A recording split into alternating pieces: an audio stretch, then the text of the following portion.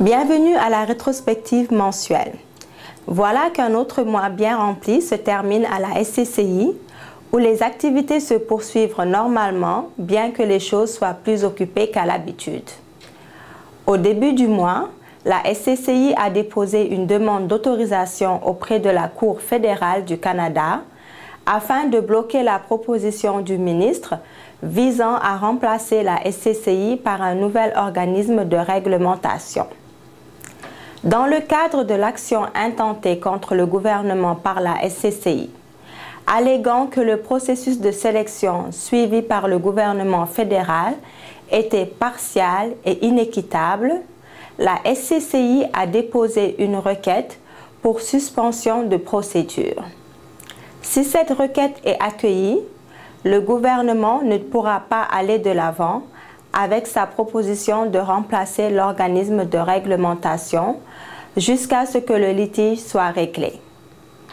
Vous trouverez des mises à jour à ce sujet sur le site web de la SCCI. Lors de son assemblée annuelle extraordinaire tenue le 6 avril, la SCCI a eu un taux de participation record. Nous remercions tous les membres qui ont participé. Reconnaissons que le Conseil est passé d'un rôle de gestion à un rôle stratégique.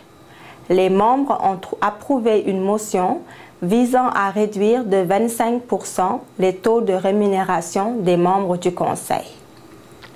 Par ailleurs, Anne Wilson, James Kidd et Lisa Ramkisson ont été nommés au Conseil d'administration après la démission d'Ali Amlani, Eugenia Wong, Dori Jade et Peter Bernier à la suite de l'annonce du ministre.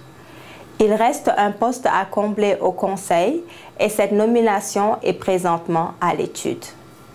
Dans la foulée de toutes les activités du mois, la SCCI a également ouvert un bureau à Montréal, démontrant ainsi son engagement à offrir des services bilingues. Le bureau est actuellement doté d'un enquêteur et d'un superviseur. Et finalement, nous sommes heureux de confirmer la présence de 2 conférenciers d'honneur, Barry Smet, registraire de l'Immigration Advisors Authority de la Nouvelle-Zélande, et Christine Sykes, chef de la direction du Migration Agents Registration Authority de l'Australie.